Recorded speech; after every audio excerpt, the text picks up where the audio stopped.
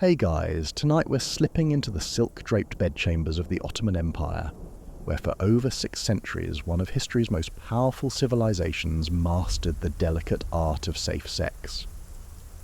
Picture yourself walking through the moonlit corridors of Topkapi Palace in 1550, where the scent of rosewater mingles with whispered conversations about herbs that could prevent pregnancy, techniques that could enhance pleasure without consequence, and medical wisdom that wouldn't look out of place in a modern clinic. You're about to discover that while Europeans were still believing that sneezing after sex prevented pregnancy, Ottoman physicians were developing contraceptive methods so sophisticated they'd make your contemporary doctor nod in approval. But here's the thing, you probably won't survive this journey through Ottoman bedrooms without blushing at least once, because these people took their intimate health seriously, scientifically and sometimes scandalously. From the Sultan's personal harem managers, calculating fertility cycles, to village midwives brewing contraceptive teas, the Ottomans approached safe sex with a combination of religious consideration, medical precision, and surprisingly frank discussion that would make modern sex education look prudish. So, before you settle in tonight, take a moment to hit that like button if you're genuinely curious about history's hidden intimate secrets, and subscribe if you want more of these deep dives into the personal lives of our ancestors. Drop a comment letting me know where you're listening from and what time it is. I love seeing this global community of night owls and history lovers come together. Now, dim those lights, maybe turn on a fan for that gentle background hum, and let's ease into tonight's journey through the private chambers and public policies of an empire that understood something modern society is still figuring out, that sexual health isn't just personal, it's political, medical, and absolutely essential for any civilization that wants to thrive. You find yourself standing at the gates of an empire that stretched from Budapest to Baghdad, from the Crimean Peninsula to the deserts of Yemen. The Ottoman Empire, which dominated the world stage from 1299 to 1922, wasn't just remarkable for its military conquests or architectural marvels, it was revolutionary in how it approached human sexuality and reproductive health. While medieval Europe clung to superstitions about conception and disease, Ottoman society developed a sophisticated understanding of contraception, sexually transmitted infections, and reproductive medicine that would influence practices across 3 continents. The Ottoman approach to safe sex emerged from a unique blend of Islamic medical traditions, Byzantine inheritance, Persian influences, and practical necessity, when you're managing an empire where the Sultan might have hundreds of concubines, where trade routes bring both exotic goods and exotic diseases, and where population control could mean the difference between prosperity and famine. You develop systems. You create protocols. You get very, very good at managing human reproduction. The empire's sexual health practices weren't uniform across its vast territories or its 6th century lifespan. A wealthy merchant's wife in 16th century Istanbul had access to contraceptive knowledge and medical care that differed dramatically from a peasant woman in 18th century Anatolia. Yet threads of consistency wove through Ottoman sexual culture. Respect for women's reproductive autonomy within Islamic law, sophisticated medical knowledge inherited from Greek and Arab traditions, and a remarkably practical approach to preventing both disease and unwanted pregnancy. Ottoman medical texts from the medieval period reveal a civilization that understood ovulation cycles, recognized the importance of hygiene in preventing infection, and had developed both male and female contraceptive methods. These weren't folk remedies passed down through whispered conversations, though those existed too, but documented medical practices recorded by court physicians, discussed in scholarly texts, and implemented across the empire's extensive network of hospitals and medical schools. You slip through the guarded gates of Topkapi Palace, past the Janissary sentries, and into the most secretive quarters of the Ottoman Empire, the imperial harem. Here, behind latticed windows and marble screens, lived up to 1,000 women who served the Sultan's household, from powerful mothers of princes to newly arrived concubines still learning palace protocol.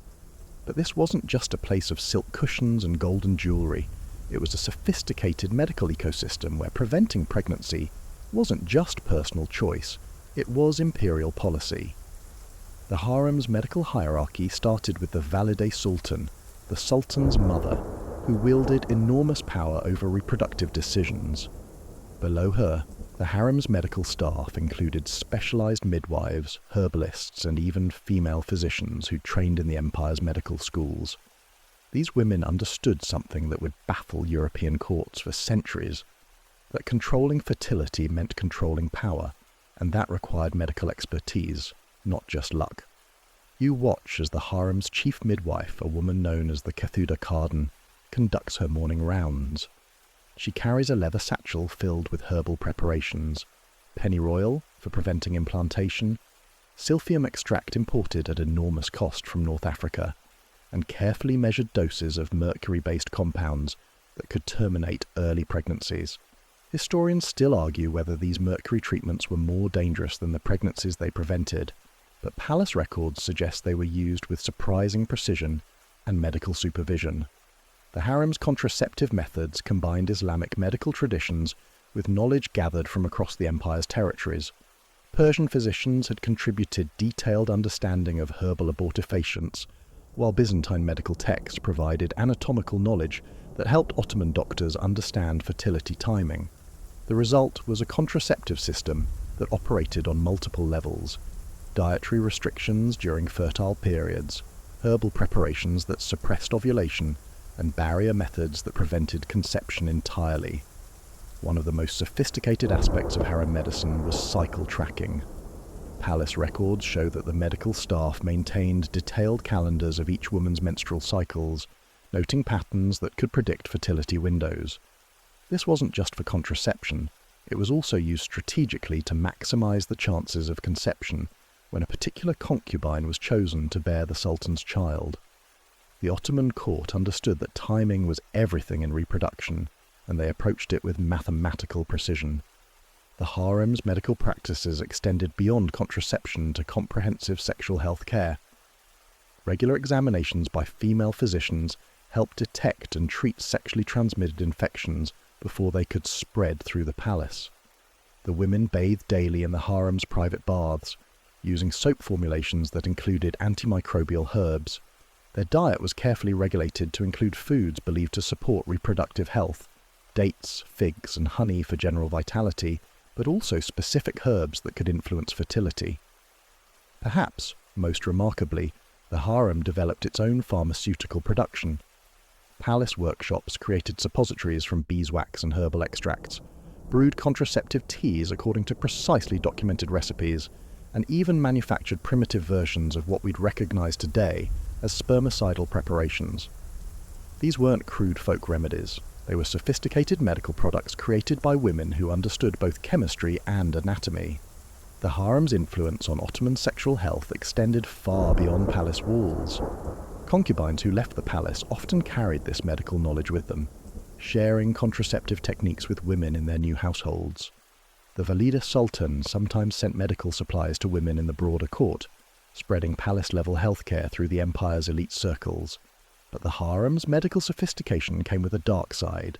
The same knowledge used to prevent unwanted pregnancies could also eliminate rival claims to the throne.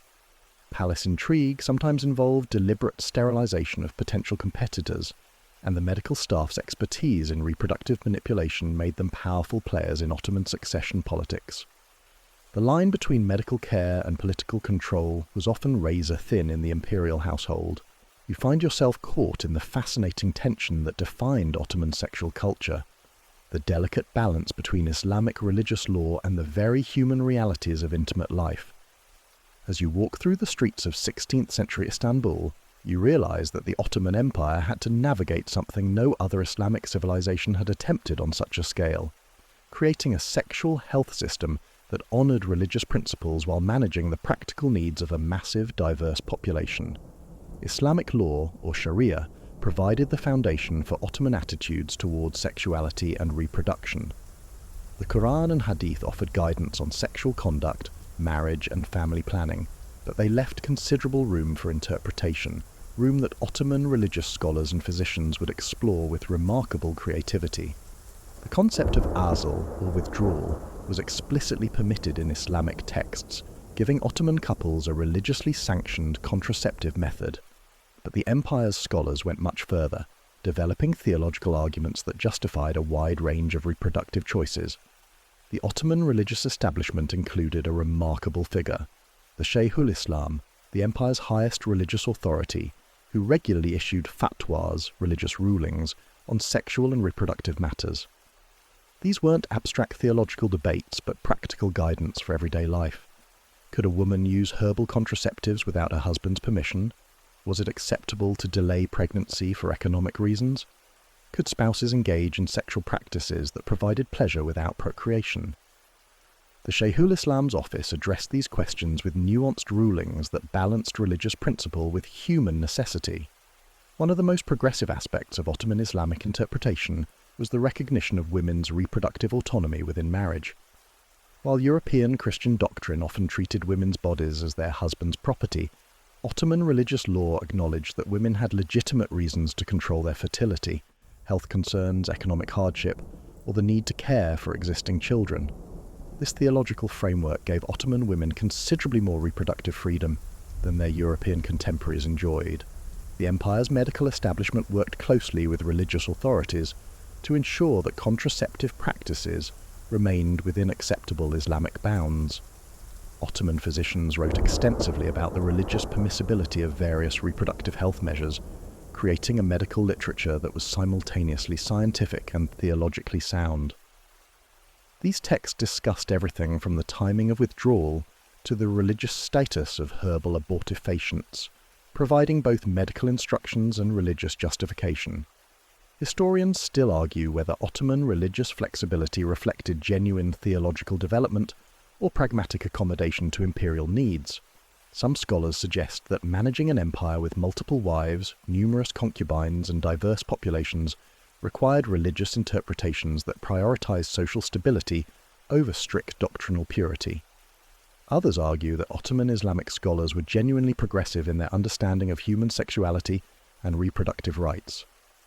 The practical result was a sexual culture that felt remarkably modern in its approach to consent and reproductive choice. Ottoman marriage contracts sometimes included explicit agreements about family planning, with couples negotiating reproductive decisions as part of their marital arrangements.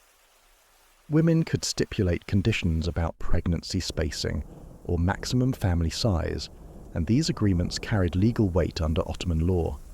But the intersection of religion and sexuality wasn't without controversy. Conservative religious voices regularly criticized what they saw as excessive permissiveness in Ottoman sexual culture. Palace practices, in particular, came under scrutiny from religious authorities, who argued that the Sultan's household set a dangerous precedent for moral flexibility.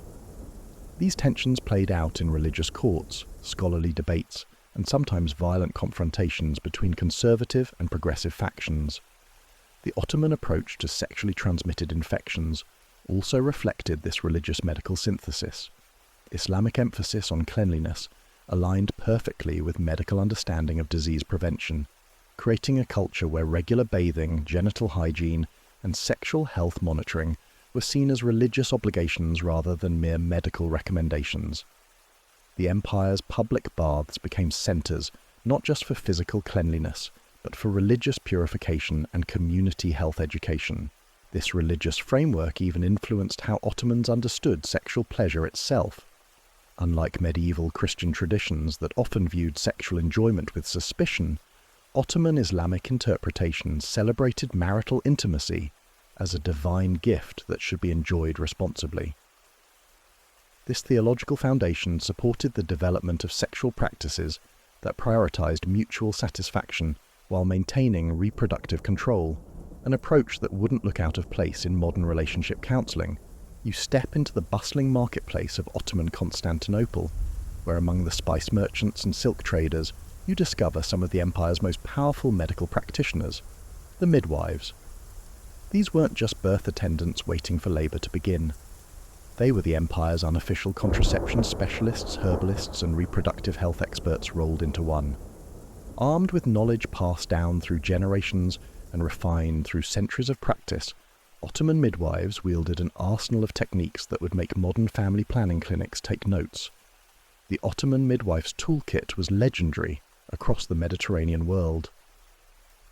Picture Fatma Hanim, a master midwife working in 17th century Bursa, arriving at a client's home with her distinctive leather bag. Inside you'd find carefully labelled vials of pennyroyal oil, precisely measured doses of rue extract, cotton tampons soaked in acidic solutions, and small copper devices that served as primitive IUDs. But perhaps most importantly, you'd find her knowledge, an encyclopedic understanding of reproductive anatomy, fertility timing, and herbal pharmacology that had been refined through decades of practice. Ottoman midwives understood something that European medical establishments wouldn't grasp for centuries, that preventing pregnancy required understanding the menstrual cycle with mathematical precision.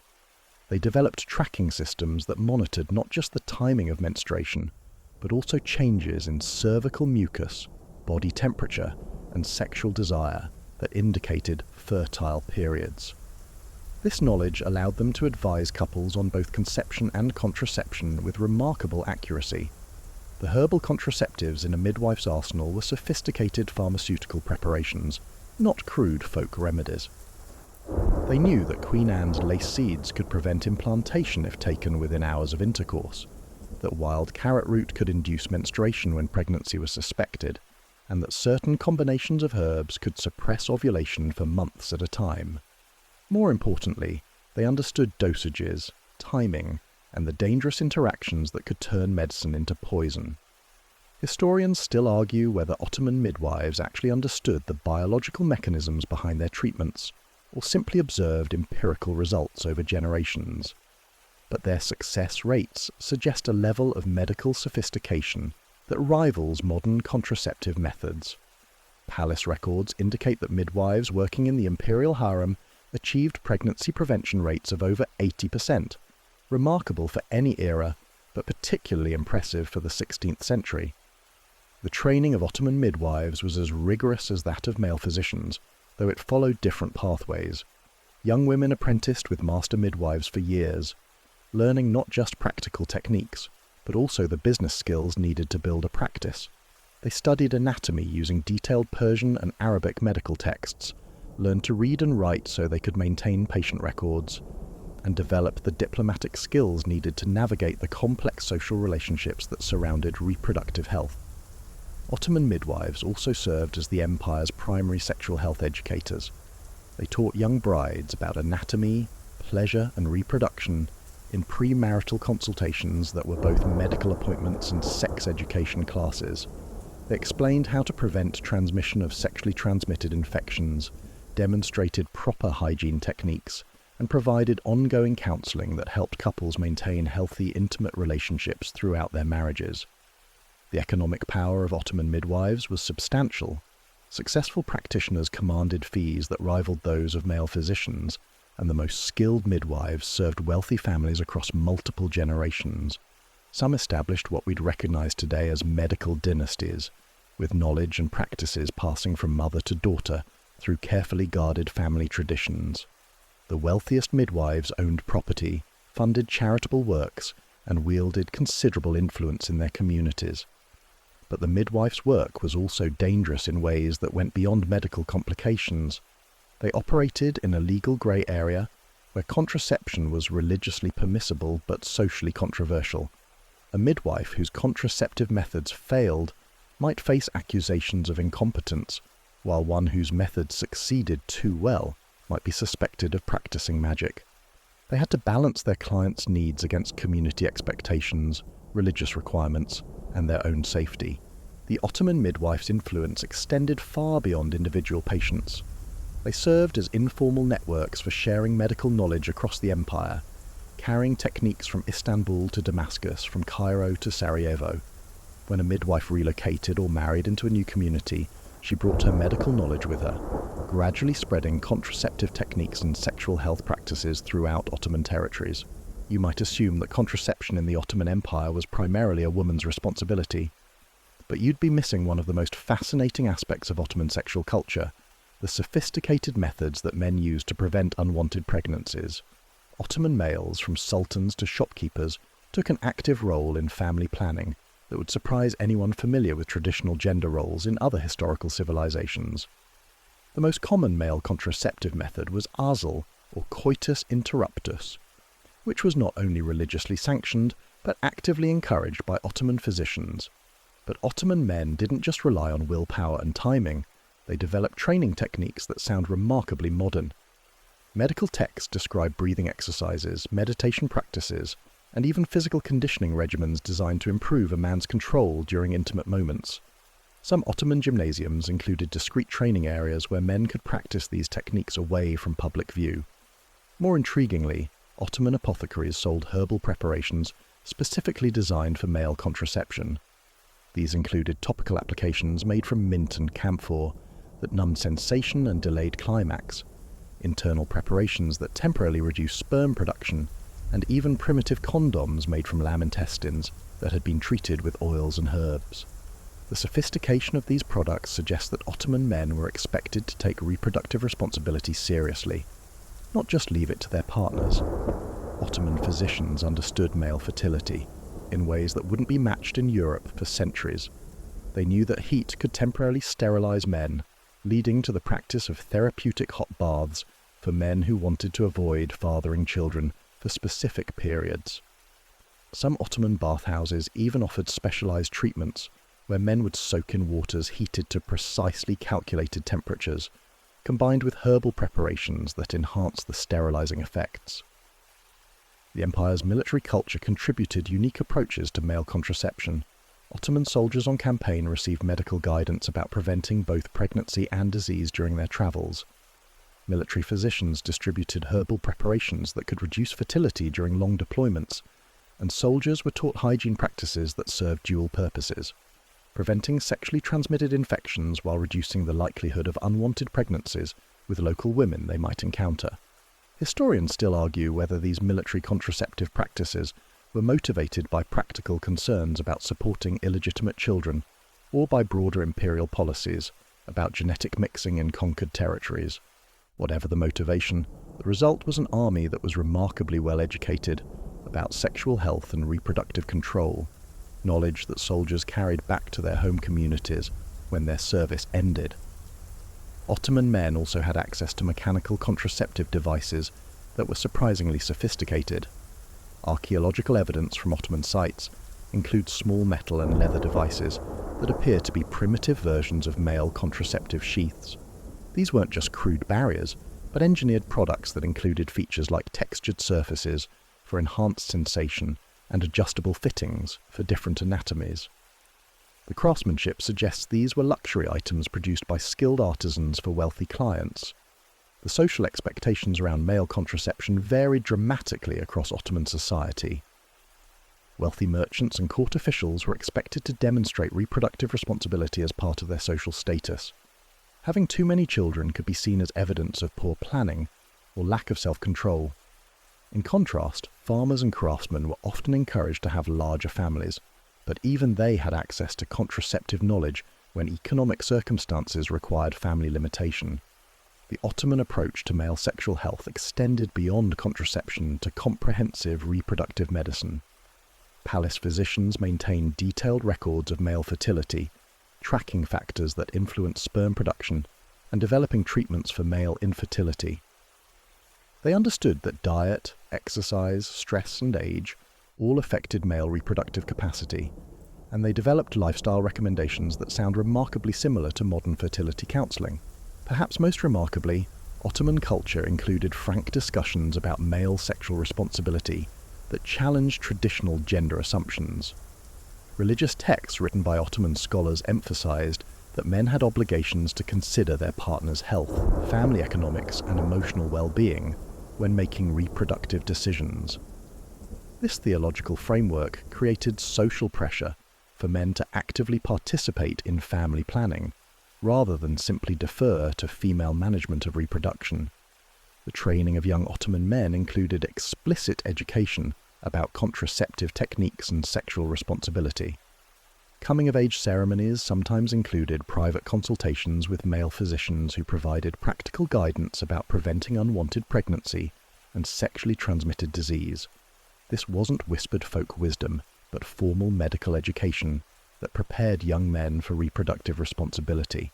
You push through the heavy wooden doors of an Ottoman hammam, and immediately you're enveloped in clouds of steam that carry whispered conversations and centuries-old secrets.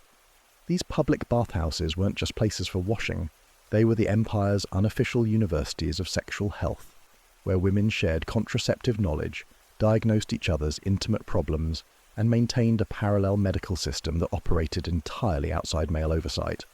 The hammam's role in Ottoman sexual health began with its architecture.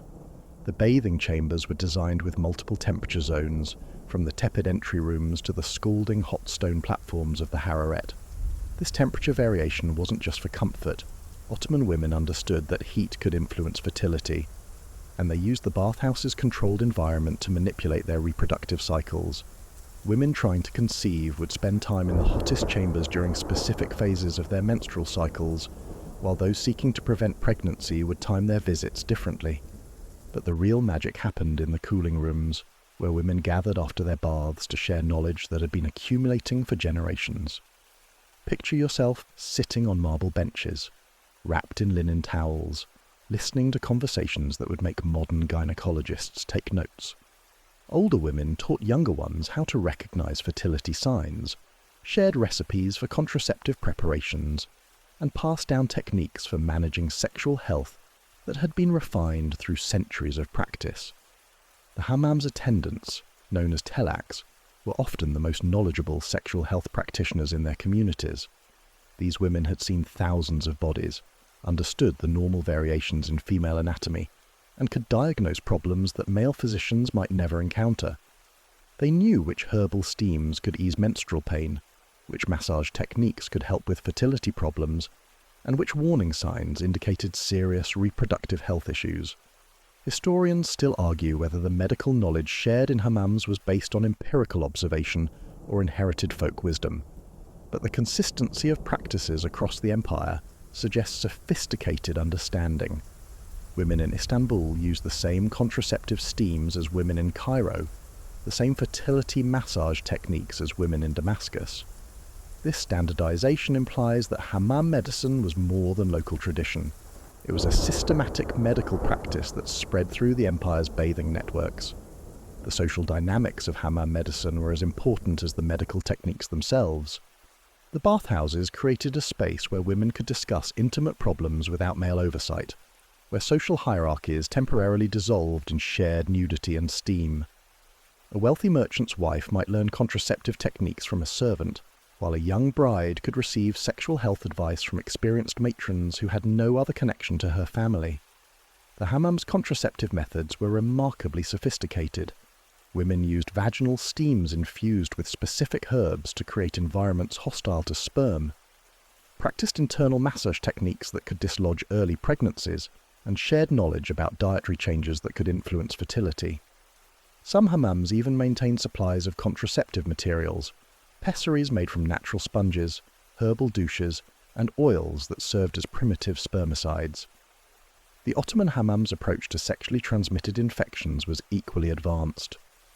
Regular inspection of each other's bodies allowed for early detection of symptoms, while the combination of high temperatures, soap, and herbal treatments created an environment that could eliminate many pathogens. Women who showed signs of infection were quietly referred to specific treatment protocols that had been developed through generations of observation and experimentation. But the hammam's medical culture wasn't without controversy. Religious authorities sometimes criticized the bathhouses as places where women shared knowledge that challenged male authority over reproduction. Conservative voices argued that hammam medicine encouraged women to make reproductive decisions without proper religious or medical supervision. These tensions occasionally erupted into actual conflicts, with some bathhouses being closed by religious authorities who viewed them as threats to proper Islamic family structure. The economic impact of hammam medicine was substantial. Many bathhouse attendants supplemented their income by selling contraceptive materials, herbal preparations, and medical consultations. Some of the most successful telaks built networks that extended far beyond their individual hammams, becoming informal healthcare providers who served entire neighborhoods. The most skilled practitioners commanded respect and income that rivaled male physicians. the hammam's influence on Ottoman sexual culture extended beyond immediate medical care to long-term health education. Young women learned about their bodies in an environment that normalized discussion of sexuality and reproduction, creating generations of women who understood their reproductive health with remarkable sophistication.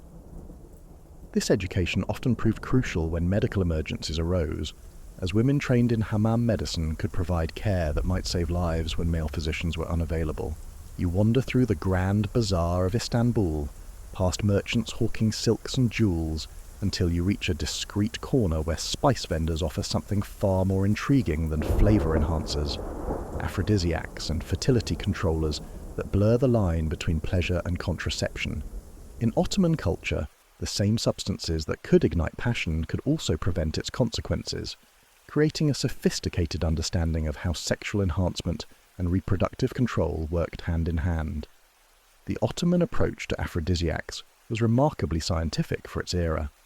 Palace physicians understood that sexual arousal and fertility were connected but distinct biological processes, and they developed preparations that could enhance one while controlling the other. Saffron, for instance, was prized not just for its ability to increase libido, but also for its capacity to regulate menstrual cycles and prevent unwanted pregnancies when used in specific dosages and combinations. The spice trade routes that made the Ottoman Empire wealthy also made it the world's pharmacy for sexual health.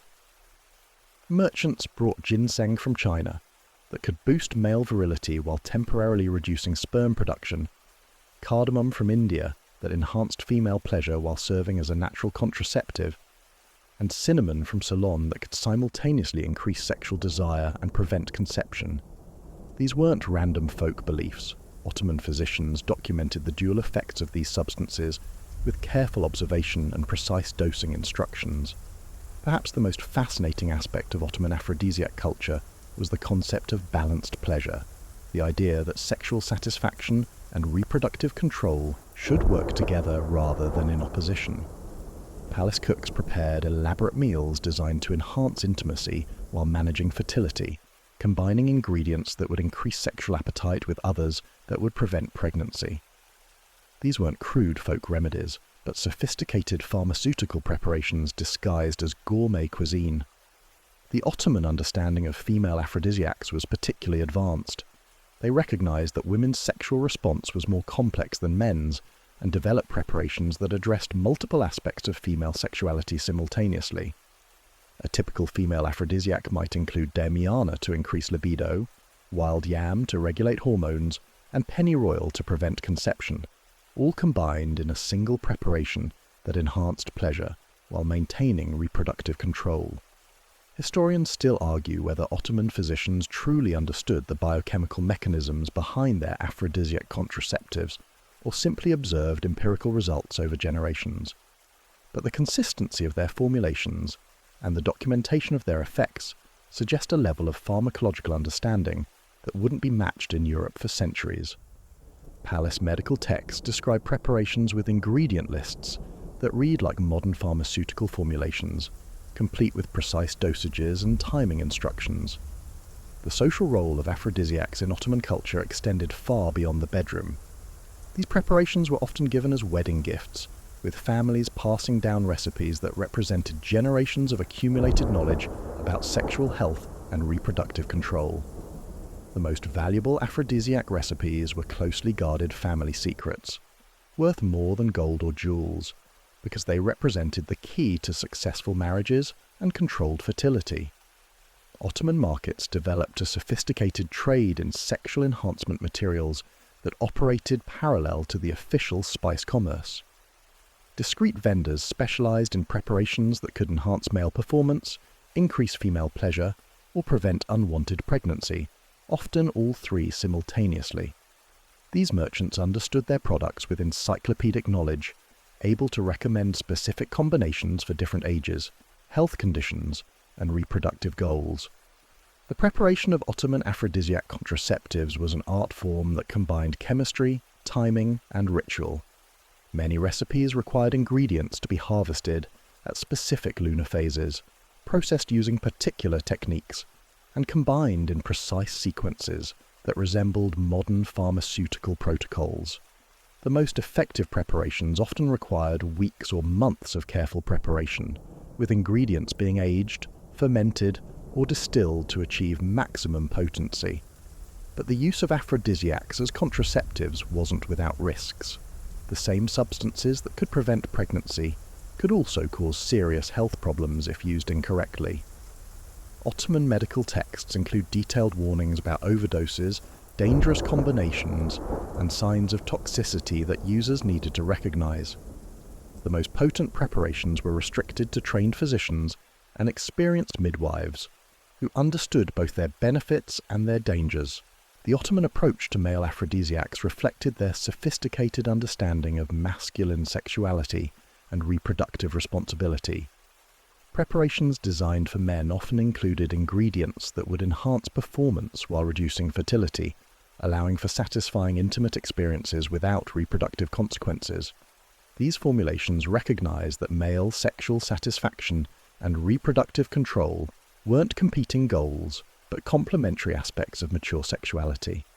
The influence of Ottoman aphrodisiac culture spread far beyond the empire's borders, carried by merchants, diplomats, and travelers who experienced the sophistication of Ottoman sexual health practices. European courts began importing Ottoman aphrodisiac preparations, while Mediterranean trading partners adopted Ottoman techniques for combining sexual enhancement with reproductive control. You ascend the marble steps to the private chambers of Topkapi Palace, where you encounter the most elite medical practitioners in the Ottoman Empire, the Sultan's personal physicians. These weren't just court doctors waiting to treat the occasional headache. They were the empire's leading researchers in sexual health and reproductive medicine, developing techniques that would influence medical practice across 3 continents while managing the intimate health of the world's most powerful ruler. The position of imperial physician required expertise that went far beyond general medical knowledge. These doctors needed to understand the complex reproductive politics of the Ottoman court, where pregnancy timing could determine succession, where sexually transmitted infections could destabilize dynasties, and where contraceptive failures could create dangerous political complications. They developed medical practices that were simultaneously cutting-edge science and diplomatic necessity. The Imperial Medical Library contained texts that represented the pinnacle of Renaissance sexual health knowledge.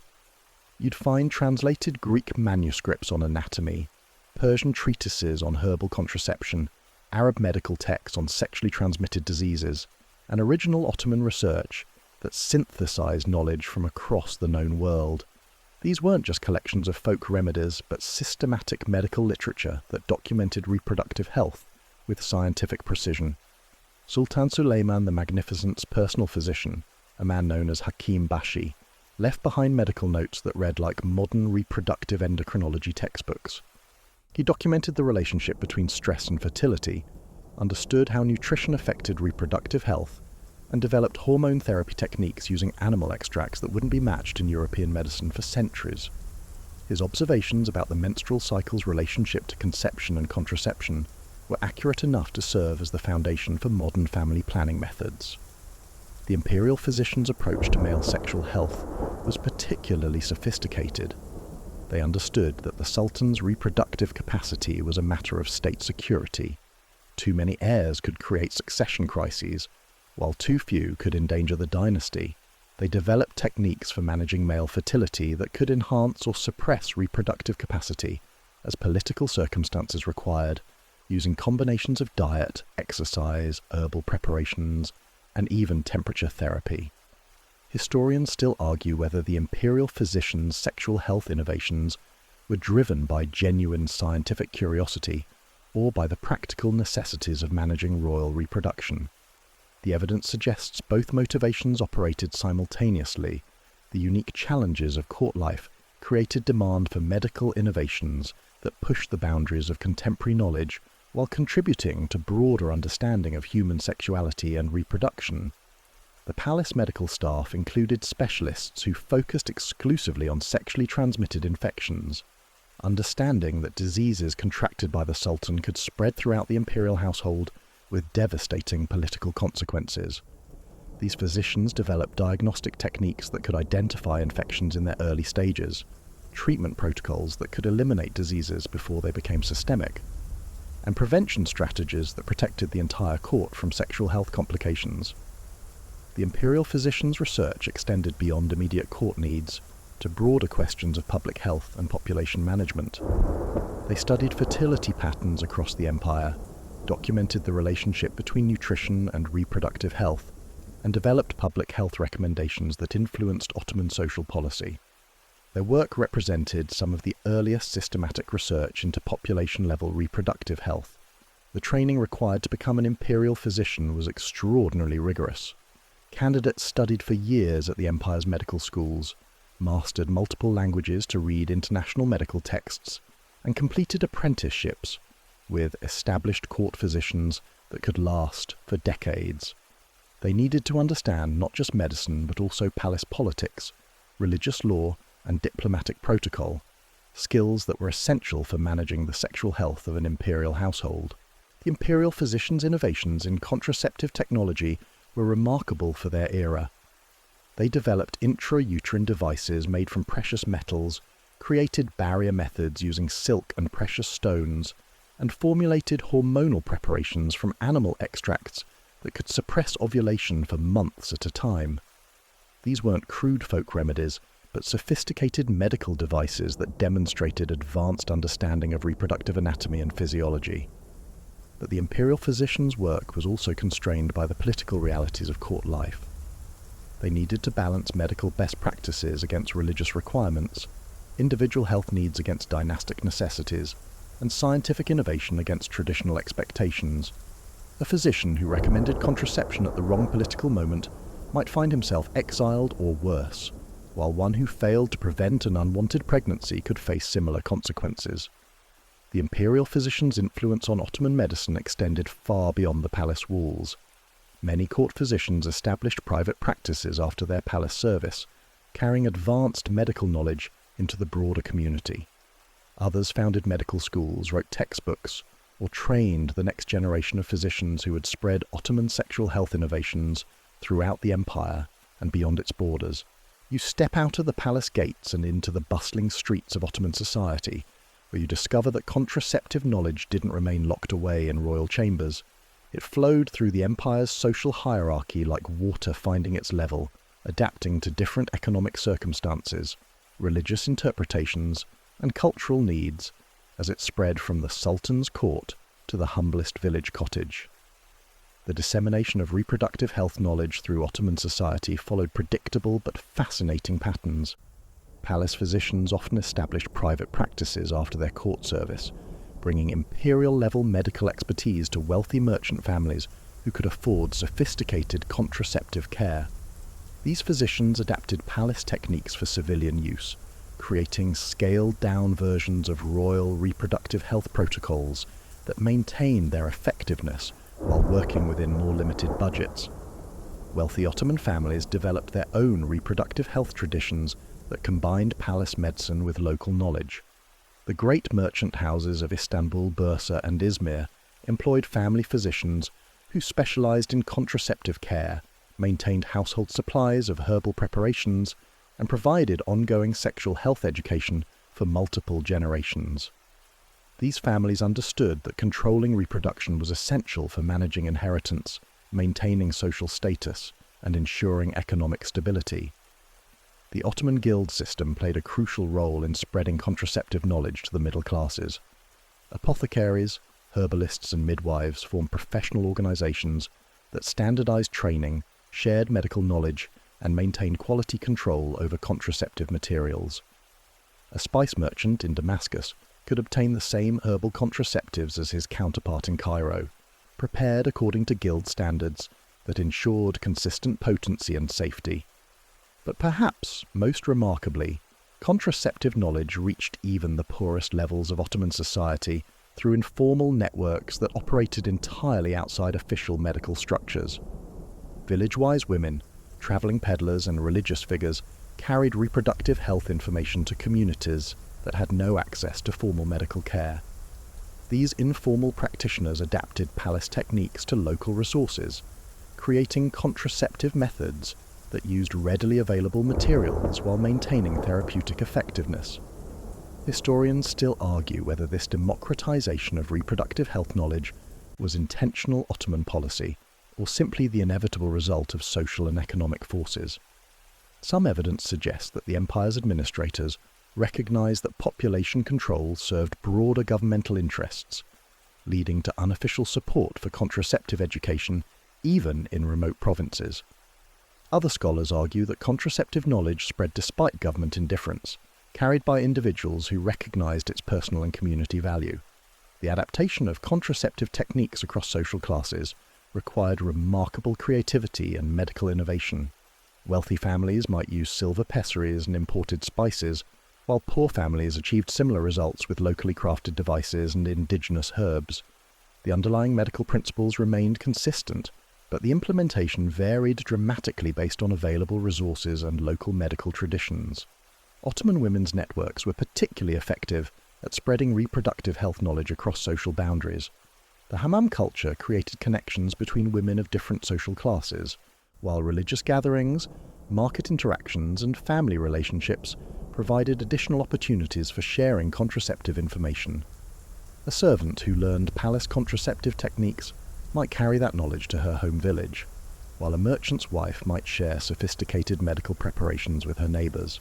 The empire's religious establishment played a complex role in the social distribution of contraceptive knowledge.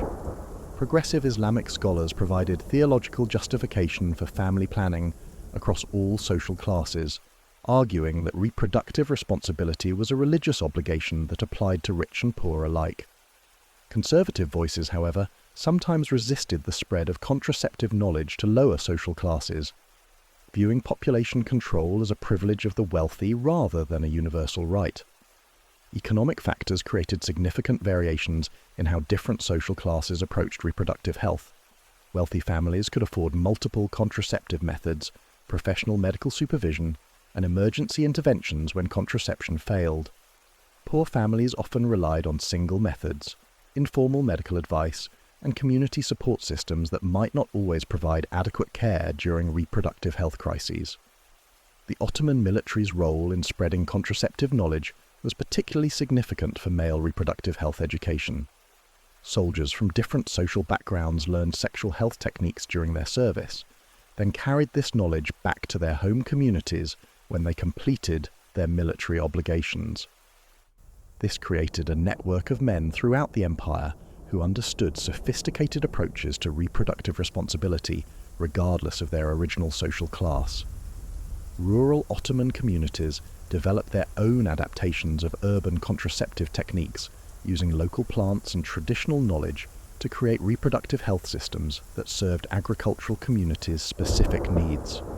These rural methods often emphasized seasonal timing, understanding that agricultural work cycles and fertility management needed to be coordinated for optimal family planning. The result was an Ottoman Empire where reproductive health knowledge was more widely distributed than in any other contemporary civilization.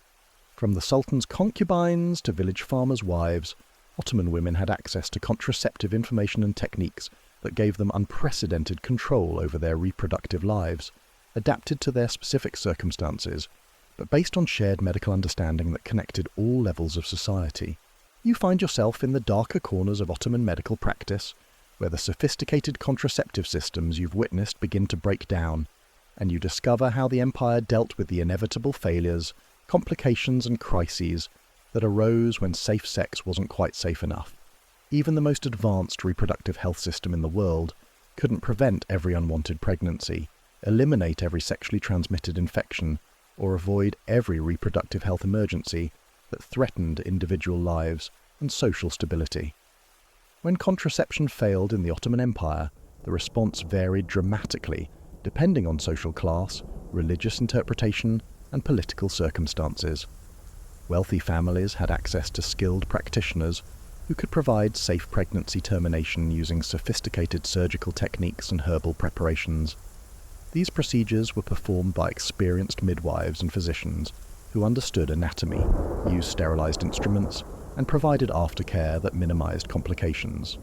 Palace records suggest that early pregnancy termination was relatively common and surprisingly safe when performed by skilled practitioners.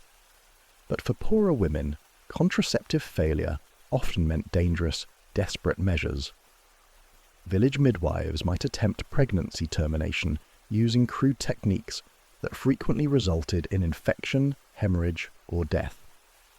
Some women tried to induce miscarriage using dangerous combinations of herbs, violent physical trauma, or folk remedies that were more likely to cause permanent injury than successful pregnancy termination. The Ottoman legal system's records contain numerous cases of women who died from botched pregnancy terminations, highlighting the dangerous inequality in reproductive healthcare access. The empire's approach to sexually transmitted infections revealed both medical sophistication and social prejudice. Ottoman physicians could diagnose and treat syphilis, gonorrhea, and other sexual diseases with remarkable accuracy, using mercury preparations, herbal antibiotics, and surgical interventions that were often effective.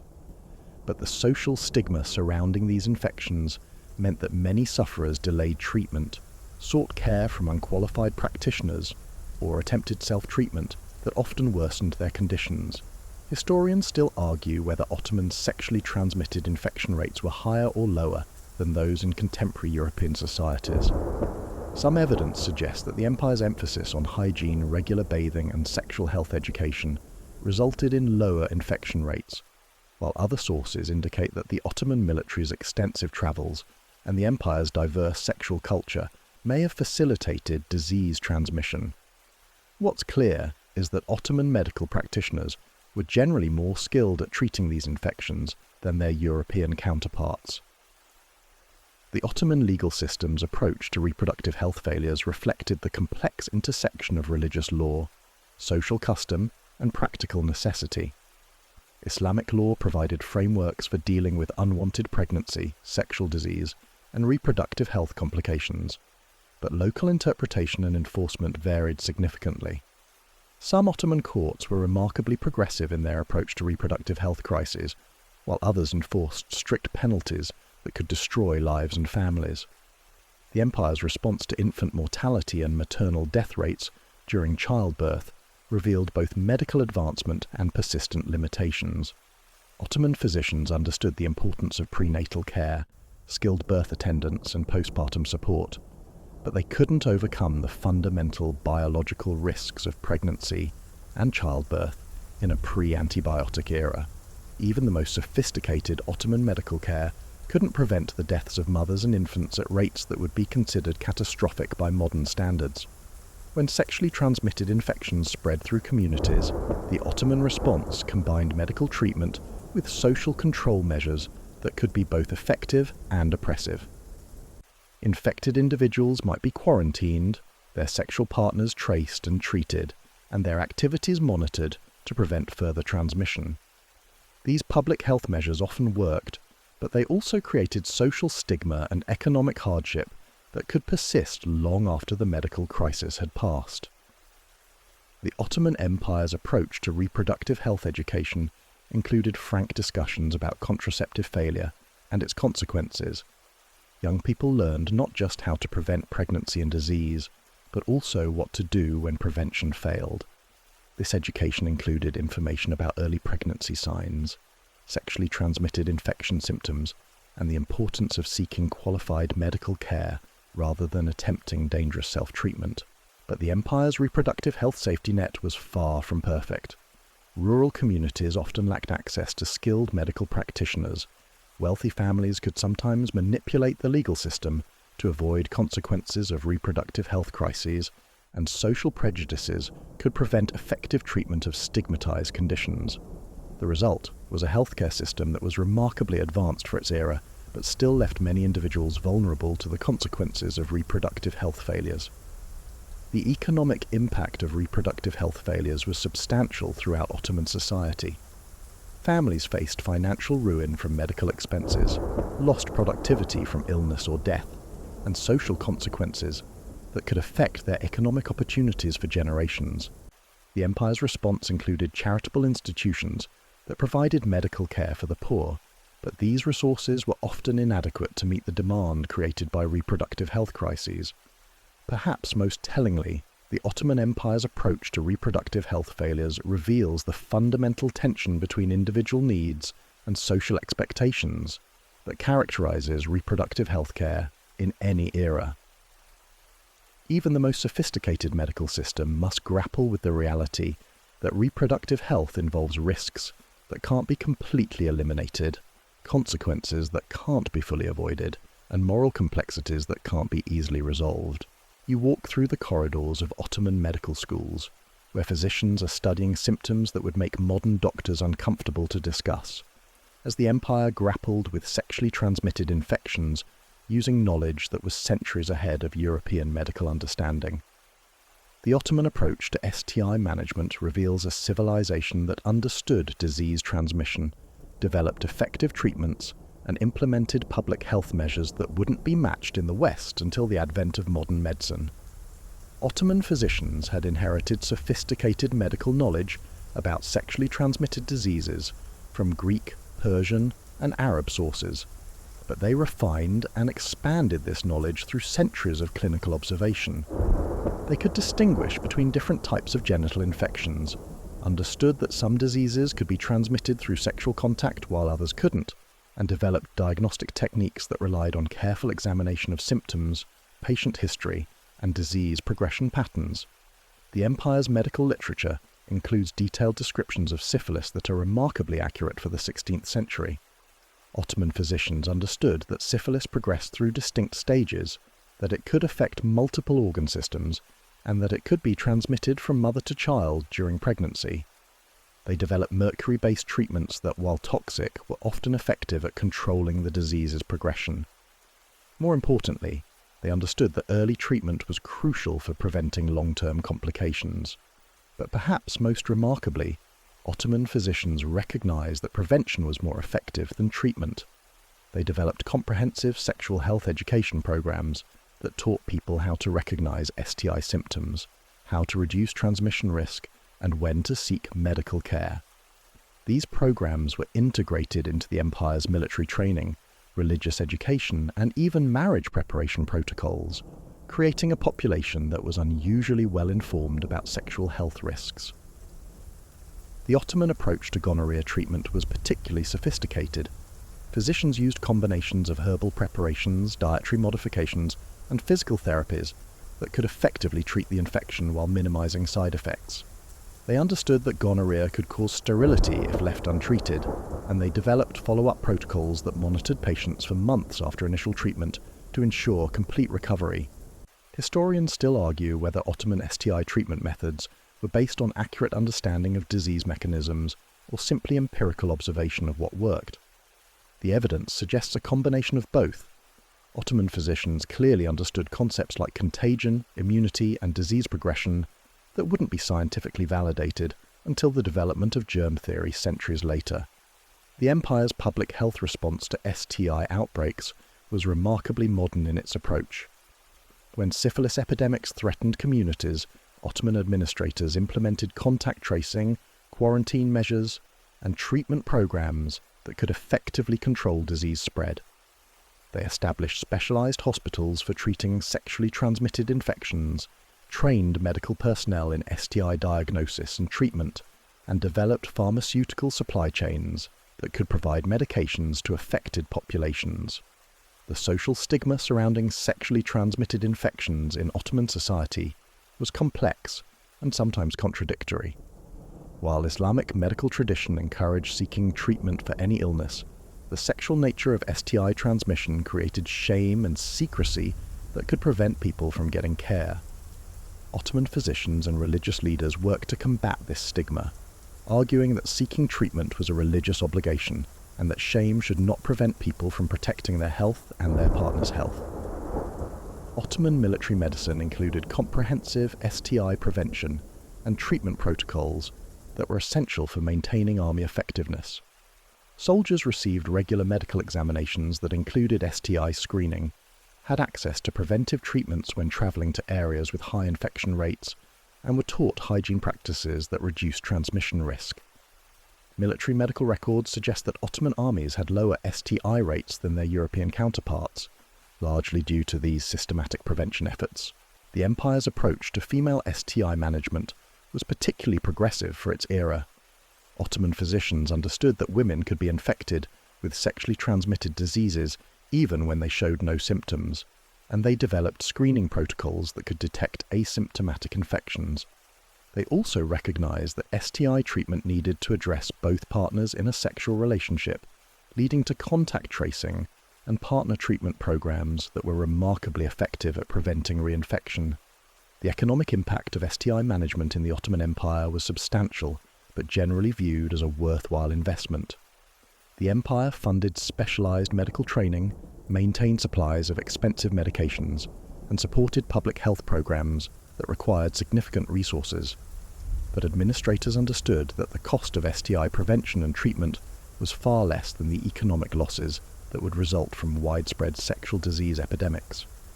Ottoman pharmaceutical innovation in STI treatment included some remarkably effective preparations. Physicians developed topical treatments using mercury, antimony, and herbal extracts that could eliminate local infections while minimizing systemic toxicity. They created internal medications that combined multiple active ingredients to attack infections from different angles, and they formulated preventive preparations that could reduce infection risk when used before or after sexual contact. The empire's medical schools included specialized training in sexual health and STI management that produced physicians who were expert in diagnosing and treating these conditions. This training emphasized the importance of patient confidentiality, non-judgmental care, and comprehensive treatment that addressed both physical and emotional aspects of sexual health. The result was a medical profession that was remarkably skilled at managing sexually transmitted infections with both clinical expertise and human compassion. You slip into the shadows of Ottoman society where women whispered secrets that could never be spoken aloud in mixed company, where knowledge passed from grandmother to granddaughter through coded conversations and careful demonstrations. These weren't just informal chat sessions, they were sophisticated medical networks that preserved, refined, and transmitted reproductive health wisdom across generations, operating parallel to official medicine, and sometimes proving more effective than anything male physicians could offer. The foundation of Ottoman women's reproductive health networks was built on relationships that transcended social boundaries in ways that would have been impossible in other contexts. A wealthy merchant's wife might share contraceptive knowledge with her servant, who would carry it to her home village, where it would spread through extended family networks. These connections created information highways that moved medical knowledge across the empire faster than official channels could ever manage. The most powerful nodes in these networks were often older women who had accumulated decades of reproductive health experience. These women, known as ana in Turkish or in Arabic, served as informal medical consultants for their communities. They had witnessed countless pregnancies, helped manage reproductive health crises, and accumulated practical knowledge that rivaled anything taught in medical schools. Their expertise was sought by women from all social classes who trusted female wisdom over male medical authority. The knowledge preservation methods used by these women's networks were remarkably sophisticated. They developed mnemonic systems that allowed complex medical information to be memorized and transmitted accurately across generations. Contraceptive recipes were embedded in cooking songs, herbal preparation techniques were disguised as craft instructions, and anatomical knowledge was encoded in traditional women's stories that could be shared openly without attracting unwanted attention. Historians still argue whether these women's networks represented a separate medical tradition, or simply the informal transmission of knowledge that originated in official medical sources. The evidence suggests both processes operated simultaneously. Women preserved and refined medical knowledge from multiple sources, creating hybrid traditions that combined folk wisdom, religious teachings, formal medical learning, and generations of practical experience. The women's networks developed their own quality control systems that ensured medical knowledge remained accurate as it spread through informal channels. Experienced practitioners would test younger women's knowledge, correct dangerous misconceptions, and share updates about techniques that had proven ineffective or harmful. These internal review systems often identified problems with traditional practices faster than official medical establishments could respond to changing circumstances. The economic aspects of women's reproductive health networks were subtle but significant. While men controlled most formal economic activity, women's networks created parallel economies based on knowledge exchange, mutual aid, and resource sharing. A woman who provided contraceptive knowledge might receive other forms of support, childcare, household assistance, or access to different types of expertise that enhanced her family's well-being. The religious dimensions of women's reproductive health networks were complex and sometimes contradictory. While Islamic law provided frameworks for reproductive decision-making, women's networks often operated in grey areas where religious guidance was unclear or conflicted with practical necessities. These networks developed their own interpretations of religious requirements, creating theological justifications for reproductive health practices that might not have received official religious approval. The training processes within women's networks were intensive and carefully structured. Young women didn't just receive information, they underwent apprenticeships that could last for years, learning not just medical techniques, but also the social skills needed to maintain network confidentiality, navigate religious sensitivities, and provide support during reproductive health crises. The most promising students might be selected for advanced training that prepared them to become network leaders themselves. The geographical reach of Ottoman women's reproductive health networks was extraordinary. Trade connections, military movements, and family relationships created communication channels that connected women across the empire's vast territories. A contraceptive technique developed in Istanbul might reach Damascus within months, while innovations from Cairo could spread to Baghdad through networks that operated entirely through women's informal connections. But these networks also faced significant challenges and limitations. Religious authorities sometimes viewed women's independent medical knowledge with suspicion, while male physicians might consider informal practitioners to be dangerous competitors. Women's networks had to operate carefully to avoid accusations of practicing unauthorized medicine, spreading heretical ideas, or undermining proper religious and social authority. The documentation of women's network activities is frustratingly sparse in official Ottoman records, partly because these networks deliberately operated outside formal structures, and partly because male record keepers didn't consider women's medical activities worth documenting. Most of what we know comes from fragmentary references in court records, medical texts that mention folk practices, and oral traditions that survived into the modern era. The legacy of Ottoman women's reproductive health networks extended far beyond the empire's borders and historical period. European women who encountered Ottoman practices through trade, diplomatic, or military contact often adopted techniques they learned from these networks. The knowledge preservation and transmission methods developed by Ottoman women influenced how reproductive health information continued to spread through informal channels, even as formal medical systems evolved. Perhaps most importantly, these women's networks demonstrated that reproductive health knowledge couldn't be controlled by official institutions or limited to formal medical practitioners. The networks proved that women would find ways to share information essential for their health and autonomy, creating sophisticated systems that could operate effectively, even under social, religious, and political constraints that might seem prohibitive to modern observers. You find yourself following the ancient trade routes that connected the Ottoman Empire to the world, where caravans carried more than silk and spices. They transported contraceptive knowledge, sexual health innovations, and reproductive technologies that crossed continents along with commercial goods. The empire's position at the crossroads of Asia, Africa, and Europe made it a medical melting pot, where reproductive health techniques from distant civilizations merged, evolved, and spread to create new approaches to sexual wellness that would influence global practices for centuries. The Silk Road wasn't just about luxury goods and exotic spices, it was history's most efficient system for transmitting medical knowledge across vast distances.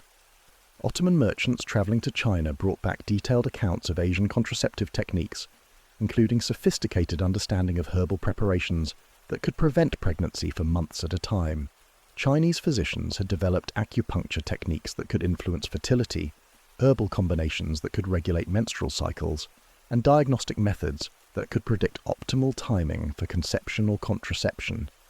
From India, Ottoman traders acquired knowledge of Ayurvedic reproductive medicine that included some of the most sophisticated contraceptive techniques in the world. Indian physicians understood the relationship between diet and fertility, had developed yoga practices that could influence reproductive health, and used combinations of herbs and minerals that could provide reliable contraception without serious side effects. These Indian techniques were particularly valuable because they had been tested over centuries in a civilization that took reproductive health as seriously as the Ottomans did. The African connections were equally important, but often overlooked by modern historians. Ottoman trade relationships with sub-Saharan Africa brought knowledge of contraceptive plants that didn't exist in other regions, surgical techniques for managing reproductive health complications, and cultural practices that integrated sexual health with broader wellness traditions.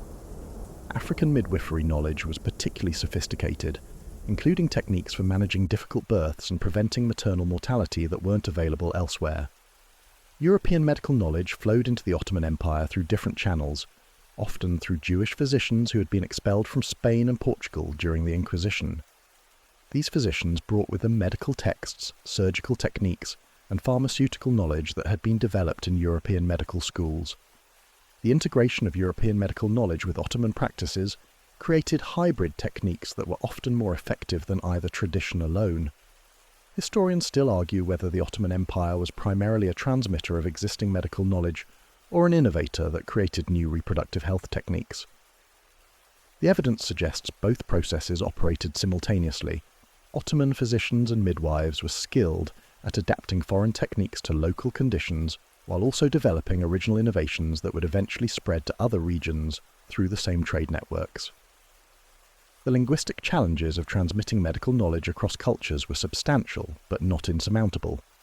Ottoman medical practitioners were often multilingual, and they developed translation techniques that could preserve the essential elements of foreign medical knowledge while adapting it to Ottoman cultural and religious contexts.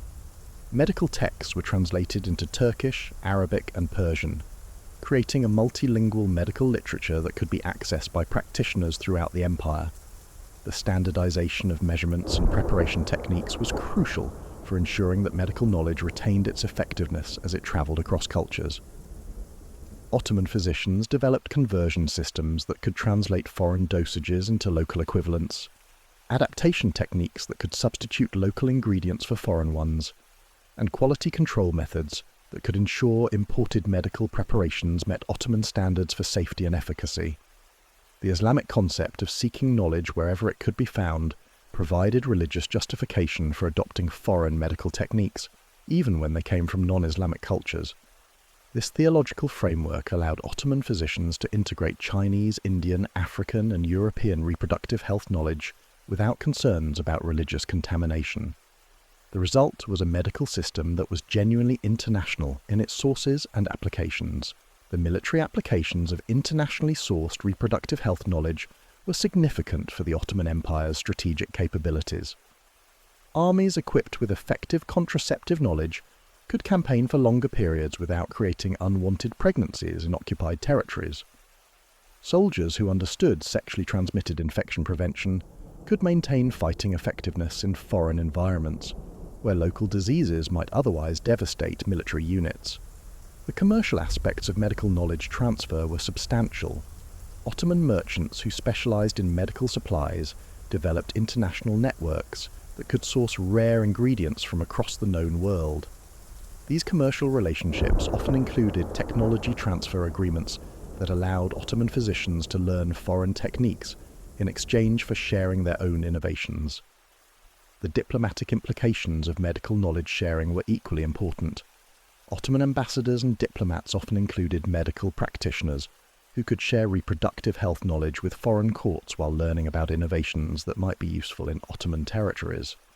These diplomatic medical exchanges sometimes proved more valuable than formal treaty negotiations in building long-term international relationships.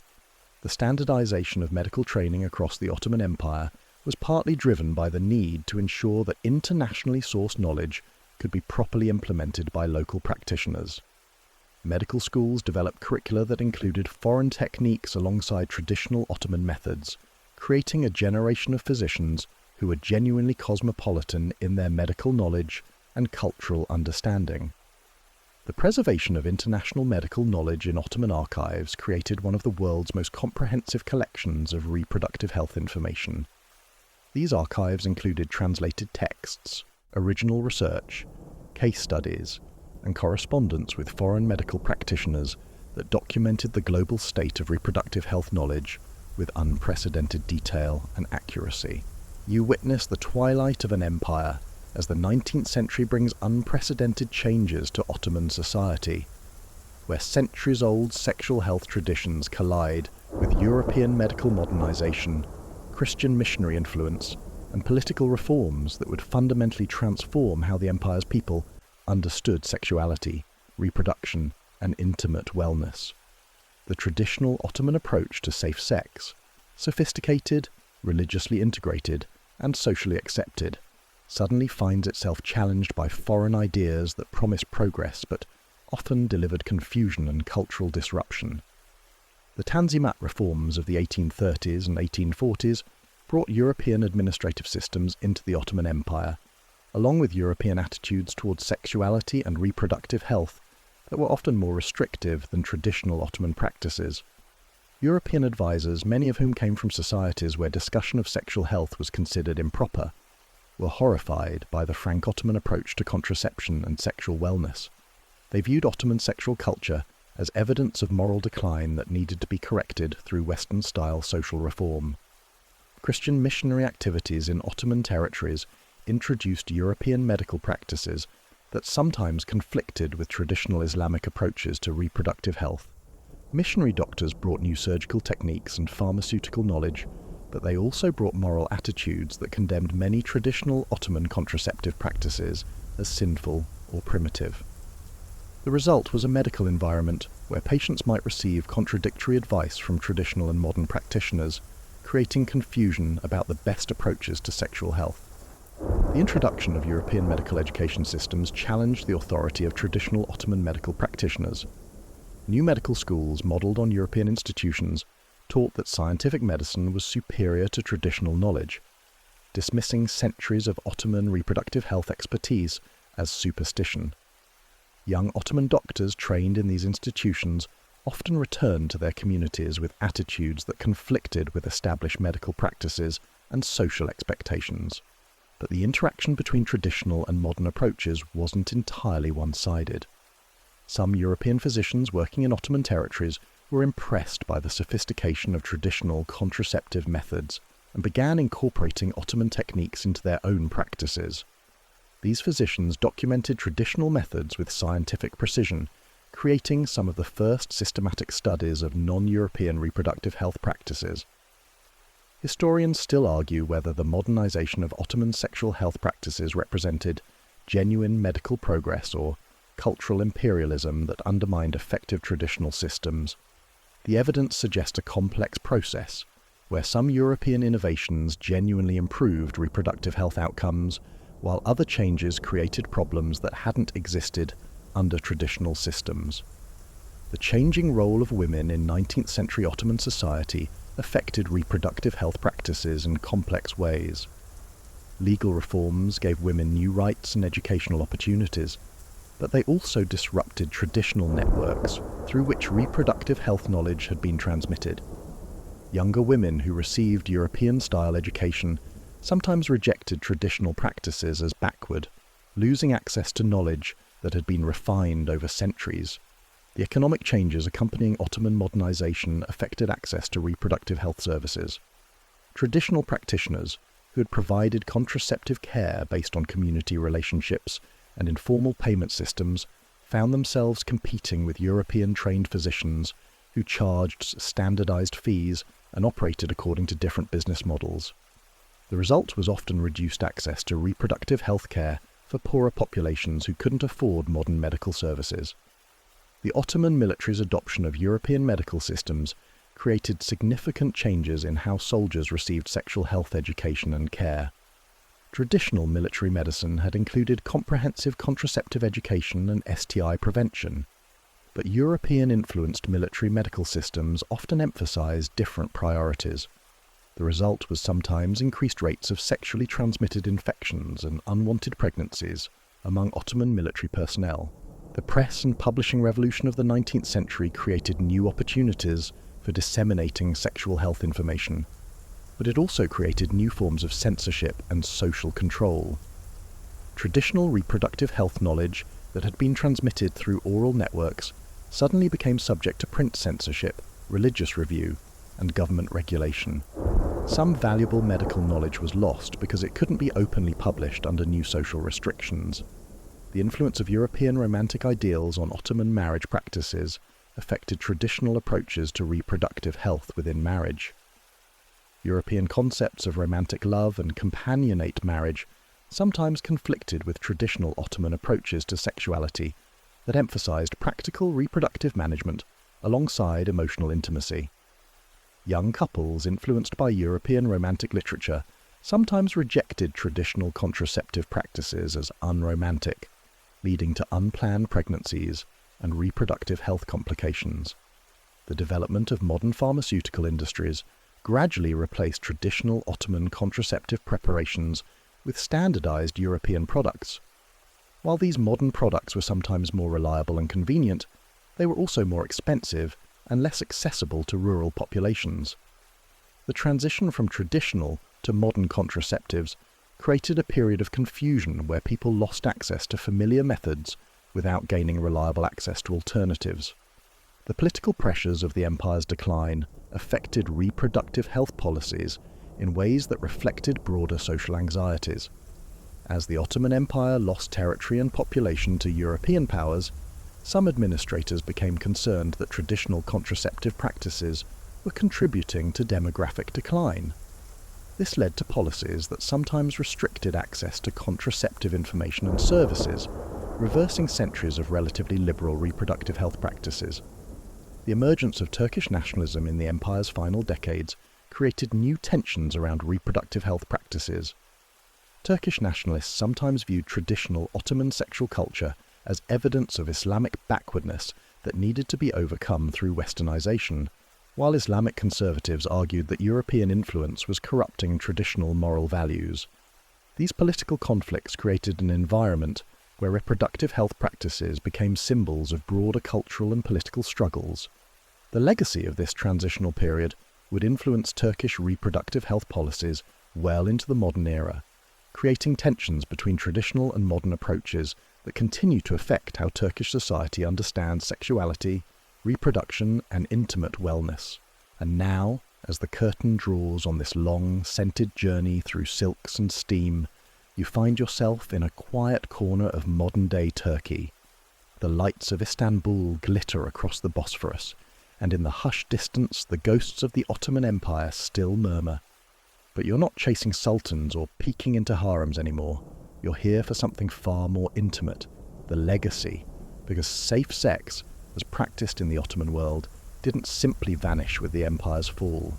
No, it slipped into the shadows of history, resurfacing in surprising ways, through customs, medicines, and whispered wisdom passed from mother to daughter, pharmacist to apprentice, textbook to classroom.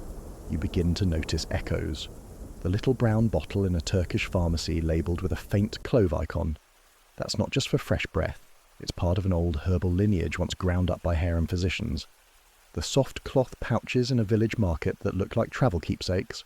Historically, they were used to carry contraceptive herbs or protective charms stitched by midwives whose names were never recorded, but whose practices lived on. And of course, you can't ignore the deeper legacies, the more systemic ones.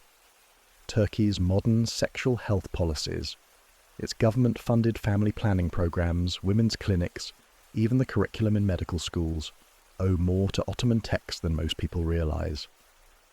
Historians still debate whether certain birth control techniques, once dismissed as folklore, were in fact precursors to today's IUDs and hormonal treatments. You smile because you've met those early trailblazers. You've walked through the hammams and palaces. You've eavesdropped on silk-robed concubines discussing the bitter taste of pomegranate rind. And you've leaned in while physicians argued over saffron's efficacy as a spermicide. You've watched a centuries-old empire trying in its own way to answer the timeless question, how do we enjoy pleasure without consequence? What's quietly fascinating is how many of those answers still feel relevant, not just the ingredients or the tools, but the approach. The Ottoman method was holistic, embodied. They didn't separate physical from spiritual, or pleasure from responsibility. They treated sexual health as part of life, tied to cleanliness, diet, emotion, family, and faith. And maybe that's the real legacy here. Not the clove oils or the goat bladder sheaths, charming as they are, but the mindset. The understanding that safe sex isn't just about avoiding disease or pregnancy. It's about harmony, a balance of joy and caution, of curiosity and care, of knowledge and intimacy. You take a deep breath. There's something soothing about the idea that people centuries ago were already grappling with the same dilemmas. That despite the empire's grandeur, at night behind closed doors, it was still about two people and a decision. The fan hums lightly in your room now, like the low stir of wind through Ottoman gardens. The story slows, your body begins to let go. Just a few more whispers to carry you down, because even after this long journey, 15 sections, thousands of years, countless embroidered pillows, you're still not just learning history, you're lying in it, on it, wrapped in its sheets, breathing in its clove-scented air, and if you listen very closely, you can still hear the rustle of a silk curtain, the distant splash of water in the hammam, the laughter of midwives behind closed doors, and the careful, ancient question, is it safe? So now you're sinking, slowly, gently. Let the weight of 6 centuries exhale from your body. Feel your breath stretch out like a silk sash pulled from a drawer. Let your muscles slacken like the robes of a tired sultan, stepping out of the bath for the last time. The empire is behind you now. No more bustling bazaars or steamy hammams. No more arguments over myrtle oil or saffron doses. Just you, here, resting in the soft quiet that follows a story well told. Your mind is still carrying traces, maybe a whisper of rosewater, a flicker of candlelight, the ghost of someone humming as they grind dried pomegranate peels with mortar and pestle. Let those images drift like smoke, slowly fading into the corners of your thoughts. No need to hold onto anything now. The history has been folded neatly and tucked away. The questions have all gone quiet. You are floating in stillness, safe, soft, steady. Let sleep find you like a midnight breeze slipping in through carved wooden shutters, cool, curious, and kind. You've wandered far tonight. You've learned things your high school textbook definitely never mentioned. And now, finally, you get to rest with the peculiar peace of someone who knows just a little too much about 16th century condoms. So close your eyes, slow your breathing, and drift off. The story's over now. Sweet dreams.